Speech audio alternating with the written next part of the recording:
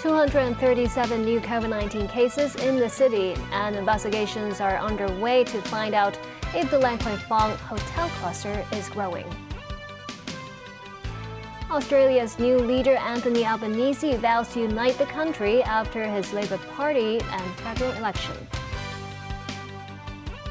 And Joe Biden arrives in Japan on the second leg of his Asian trip.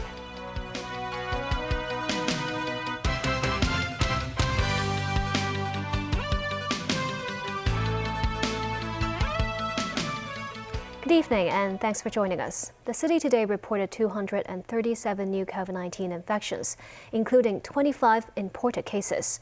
Authorities are investigating whether 3 of the new infections are linked to the Lan Kwai Fong quarantine hotel cluster. Kim Long has details. The Lan Kwai Fong hotel cluster may be growing.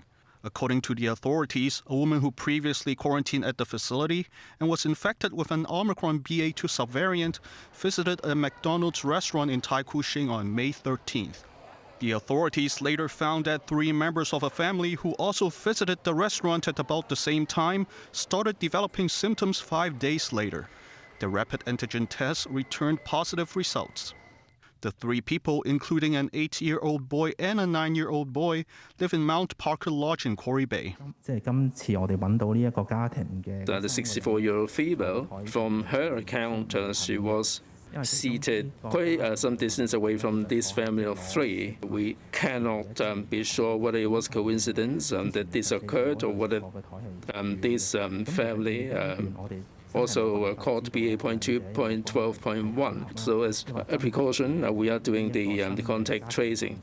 Benchmark Training Center in the Western District also reported 3 new cases, including 2 students and a staff member. One of them has previously visited Tam Jai Samgor Mi Sian restaurant in Shanwan. The infection cluster has now logged 24 cases. Among the 25 imported cases is a 46-year-old man who arrived from Singapore and have finished his quarantine. The man, who has taken 3 COVID jabs, tested positive on the 12th day of his arrival in Hong Kong. The man resides in the South Towers of Residence Bel Air in Pok Fu Lam and works at 2 Exchange Square. During his incubation period, he visited the Central Clubhouse of the American Club Hong Kong and Club Bel Air Bay Wing at Residence Bel Air. The authorities are still uncertain whether the man is an imported or a local case.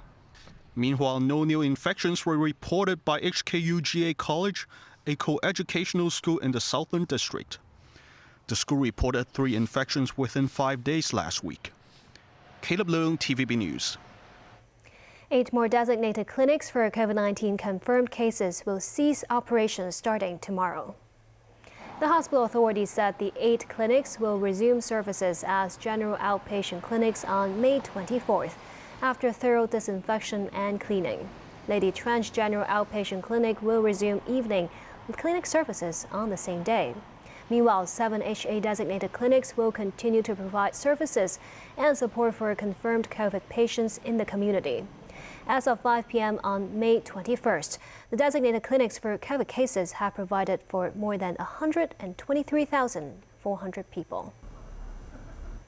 The Leave Home Safe telephone hotline will begin services tomorrow.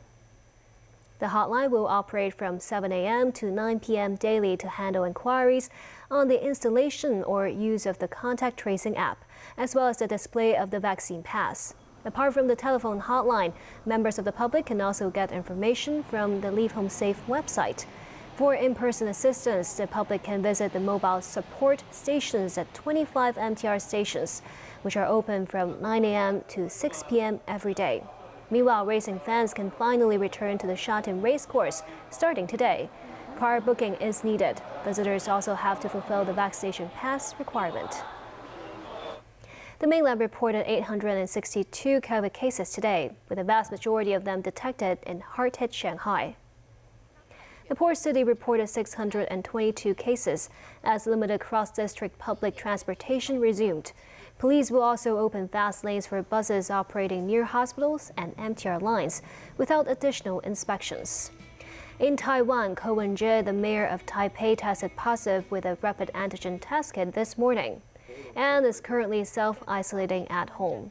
Taiwan reported more than 79,000 new cases, which are spread across 22 counties and cities. New Taipei City continues to be the most heavily affected area, accounting for nearly a quarter of all infections. Taoyuan reported more than 11,000 cases. Australia's Labour Party will form the country's next government on Monday. That's after unprecedented support for the Greens and Independents in the country's federal election brought the curtain down on almost a decade of Conservative coalition dominance. Daniel Rao tells us more. Outgoing Australian Prime Minister Scott Morrison conceded defeat to Anthony Albanese's Labour Party in the country's federal election on Saturday night.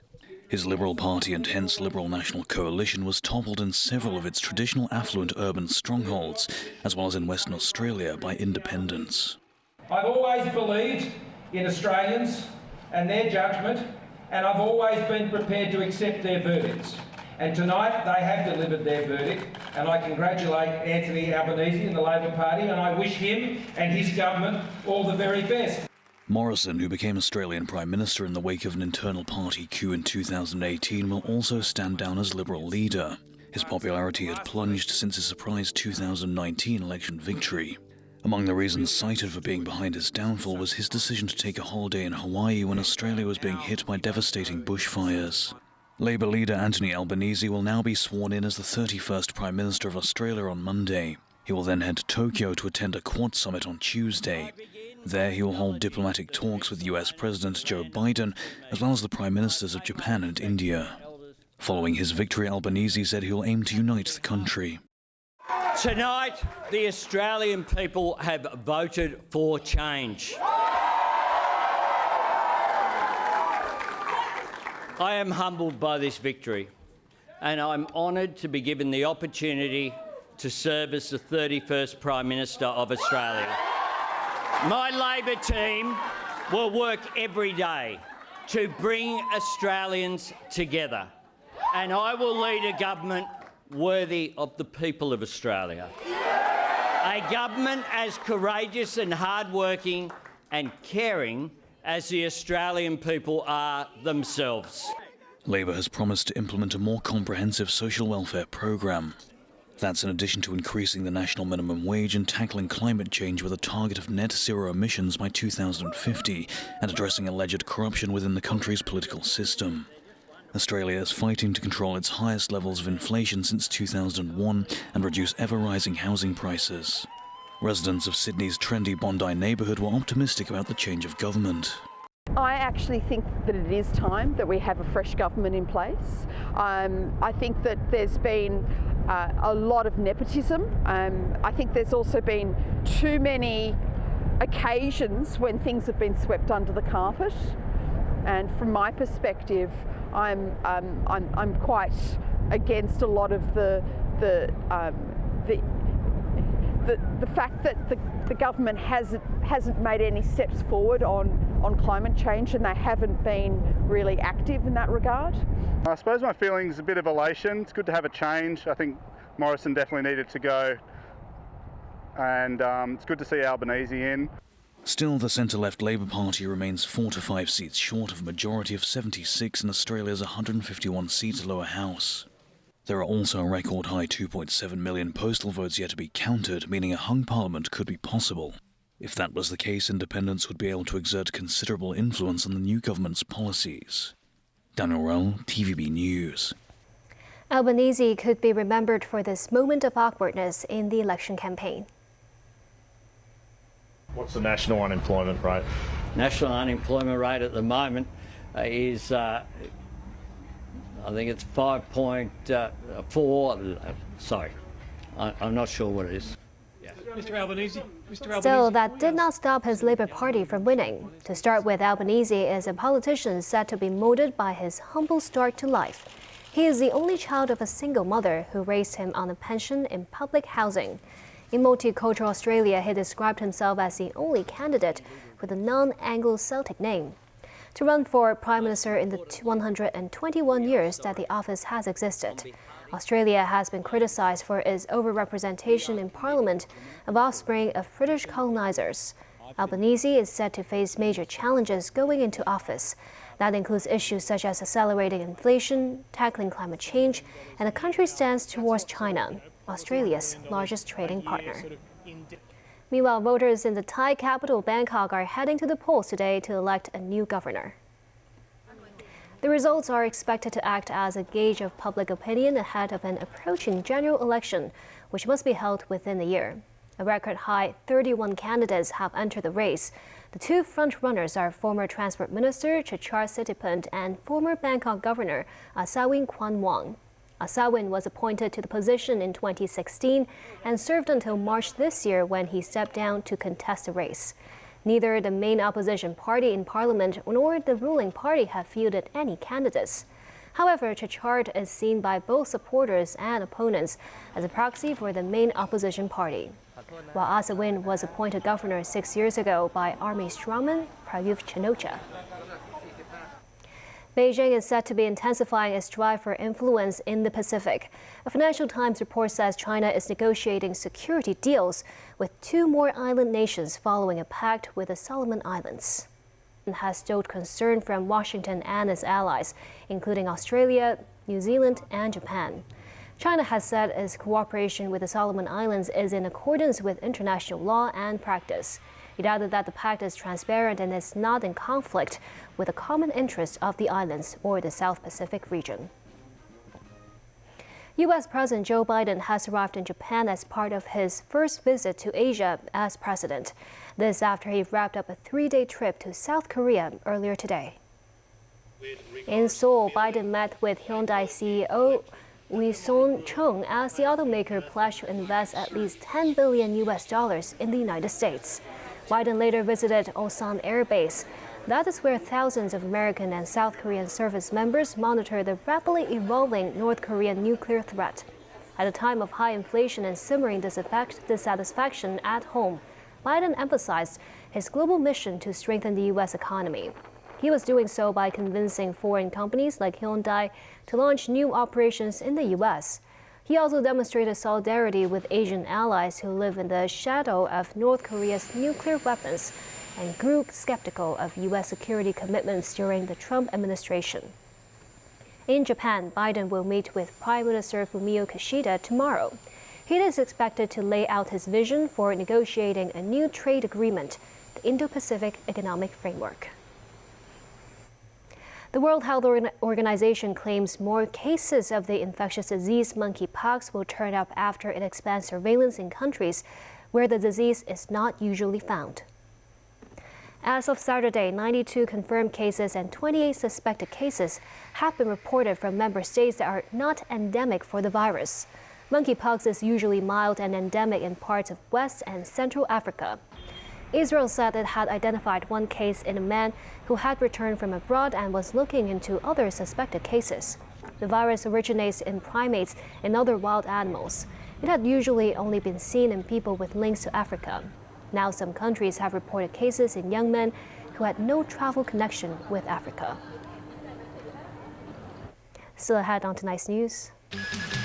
Russia claims to have taken 2,500 Ukrainian fighters from the Azovstal steel plant. The new chairwoman of the Hong Kong General Chamber of Commerce says it is important to have quarantine-free travel with both the mainland and overseas. And a fatal bus accident in Changsha-Wan.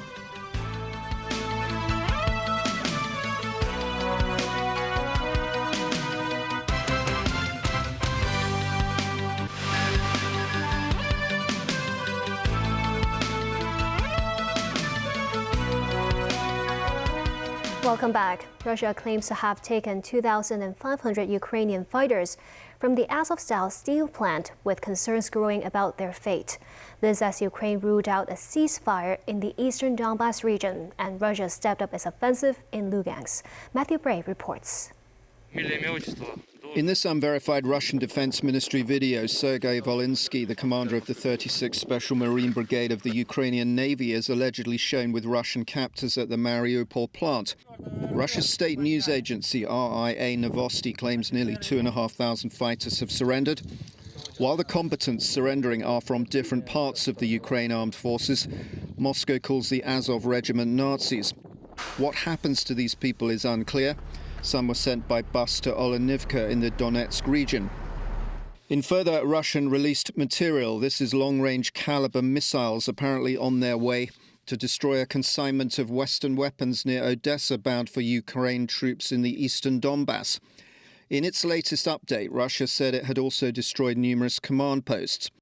Fighting has reportedly been heavy in the Lugansk, where Russia is waging a major offensive. These pictures show Ukrainian forces alongside the carcasses of Russian military equipment. But Russia actually controls large swathes of the region and neighboring Donetsk. This is Ukrainians. One man told Sky News, though, that it was Ukrainian bombs that destroyed the region, not Russian. Ukraine President Volodymyr Zelensky alluded to the fact in his daily address, calling the state of affairs in the Donbass extremely difficult. But he said Ukraine forces were restraining the offensive.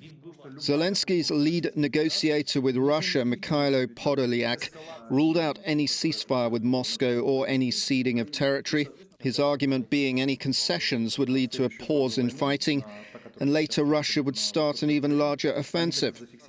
In Kharkiv in the north, some residents want to return home even after intense shelling. This man would like to get back to his apartment, but has to wait for engineers in the city to decide whether the building is safe or it needs to be pulled down. Matthew Bray, TVB News. Back locally, the new chairwoman of the Hong Kong General Chamber of Commerce said it is important to strive for quarantine-free travel with both the mainland and overseas. She added there is no need for compulsory citywide testing, but there is a need to boost the city's vaccination rate. Timothy Lee has a story. As Hong Kong continues to be scarred by COVID-19, the government lowered its forecast of the city's economic growth this year to between 1% and 2%. Speaking with TVB News, Betty Yoon, the recently appointed chairwoman of the Hong Kong General Chamber of Commerce, emphasized the importance of resuming quarantine-free travel. I believe that Hong Kong now has the conditions to allow us to be more relaxed as far as the opening up for the international travelers is concerned, primarily because the vaccination rate has much increased, and also after the fifth wave, a lot more people in Hong Kong now have the protection. But Yoon stressed it's also important to resume quarantine-free travel with the mainland as well. As far as with the mainland is concerned, we of course would prefer that we have more faster opening of the border, and if it cannot be done in one step because of the situation on the mainland, maybe there is a more closed-loop way of managing selective opening. Yoon also said Hong Kong should now focus on getting more people to take the third jab instead of a citywide COVID testing. I think at this point in time, I think the citywide test, the cost benefit may not be very beneficial anymore. It's more important that the residents seek to do the vaccination as quickly as possible. Unless we as a society demonstrated that we have that protection, it's hard to convince our mainland authorities to allow us travel to the mainland. With the arrival of a new government in slightly more than a month, Yoon believes the new cabinet should utilize Hong Kong's unique position as a financial connector between China and the West. I think we should continue to work hard on both ends, because our unique capabilities and our history and track record of having a very strong network with the international community is our strength. And of course, the mainland market is so big, and there's so much opportunities, and definitely we should progress our efforts on both ends. Timothy Lee, TVB News. A new world first bus crashed into a tour bus in Cheung Sha in the early hours of Sunday, killing the driver. The front of the new world first bus was severely damaged, with the driver trapped inside the vehicle. Fire services were deployed to rescue the 43-year-old driver. The incident occurred on Lai Po Road near the Kowloon Motor Bus Depot. At around 1 a.m., a new world first bus crashed into a tour bus parked by the roadside. Neither vehicles had passengers at the time of the incident. The driver sustained multiple injuries to his head and body and was pronounced dead after arriving at hospital. The 51-year-old tourist bus driver was also injured and sent to hospital. That's the news for tonight. Thank you for watching.